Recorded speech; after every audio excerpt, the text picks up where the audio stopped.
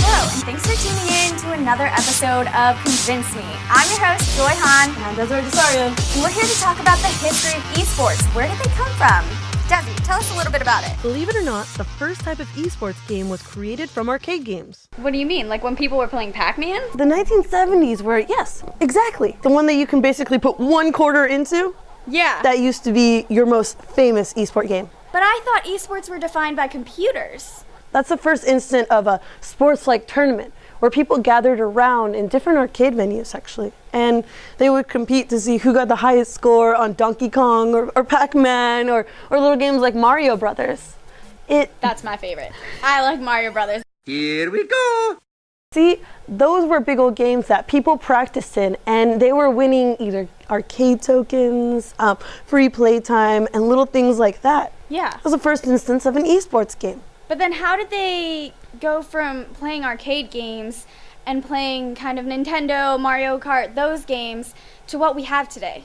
Before that, Atari came out, and they said that, hey, these arcade games are making big bucks. Why can't we take this and put it into our home? So Atari came out, and they had this amazing development. Hold on, pause. What exactly is Atari?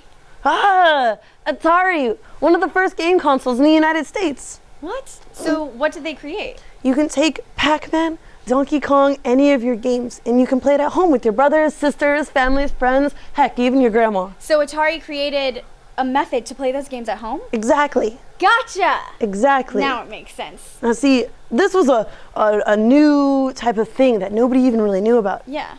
At least in the US. Japan heard about this and they thought, well, we can make some money off of this.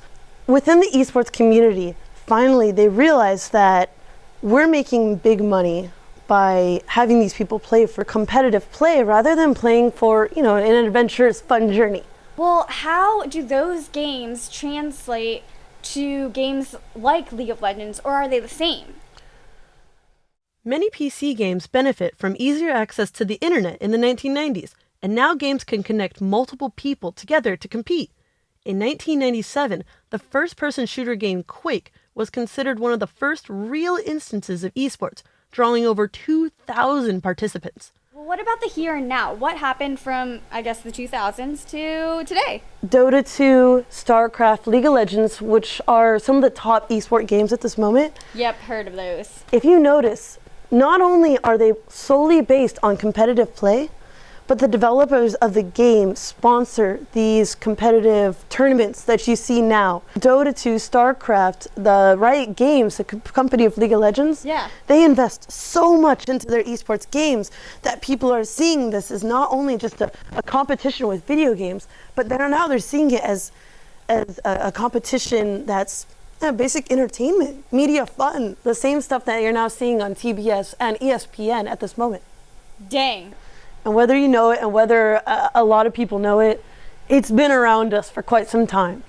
So how does esports transition to the future? I mean, what are we actually looking at? How are people, other than myself, going to take esports seriously?